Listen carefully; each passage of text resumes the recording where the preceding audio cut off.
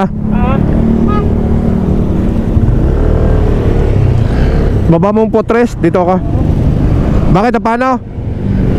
Napano ka? Walang gas. Naubusan na ng gas. Sige. Sige. Diyan ka lang naubusan? Okay. A few minutes later. Sige. Sige. Naubusan daw ng gas. Buti dito lang siya naubusan.